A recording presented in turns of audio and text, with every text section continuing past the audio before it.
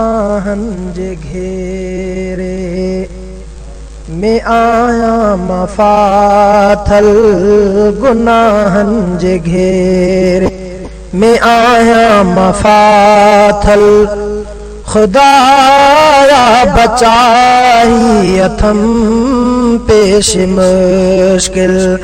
खुदाया बचाई अथम पेश मुश्किल गुनाहन जे घेरे में आया मफाथल खुदाया बचाई अथम पेश मुश्किल घड़ाई जुर्म हिने नकी के बटे गणण जे विहां थो गणण खां मथे हिने घड़ाई जुर्म हिने नकी के बटे गणण जे विहां थो गणण खां मथे हिन खताकार आया मां इंसान गाफिल खुदाया बचाई अथम पेश मुश्किल गुनाहन जे घेरे में आया मफाथल खुदाया बचाई अथम पेश मुश्किल खुदाया बचाई अथम पेश मुश्किल कयो आहे पंहिंजे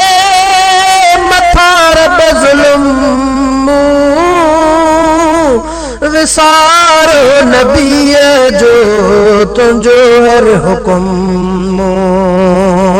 कयो आहे पंहिंजे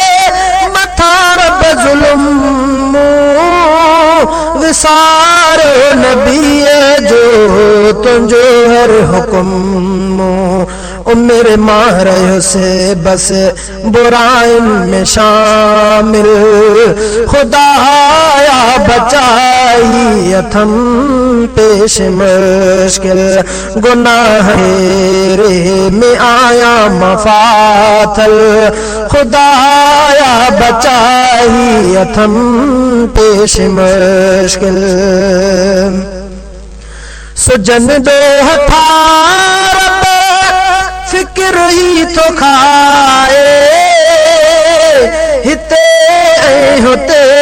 भी थींदो शा अलाए सुजन दो हथार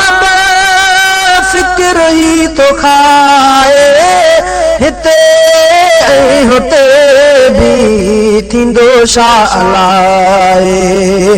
दुखियो आ बचण शल करे मेरा नाज़ुल दुखियो आ बचण शल करे मेरा नाज़ुल खुदाया बचाई अथम पेश मुश्किल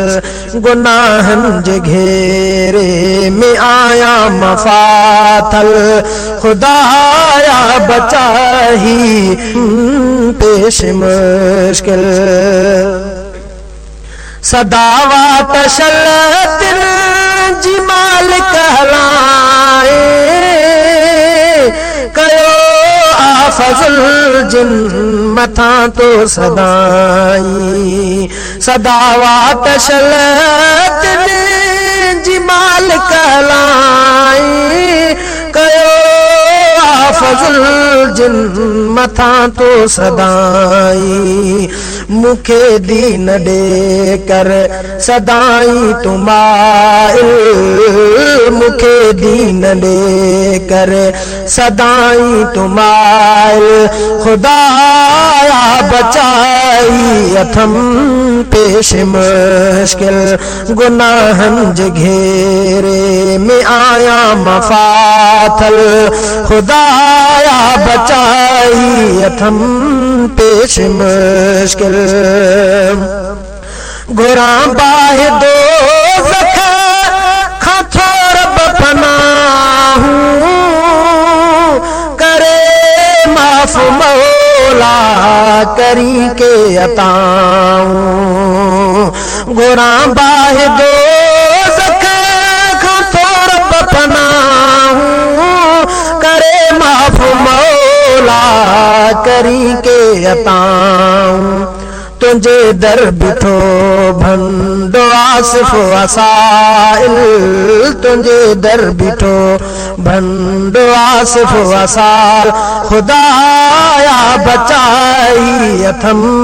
पेश मुश्किल गुनाहन जे घेरे में आया मफातल खुदाया बचाई अथम पेश मुश्किल खुदाया बचाई अथम। फारूकी इस्लामी कैसेट, सिद्दीकी मदरसा, शहदादपुर।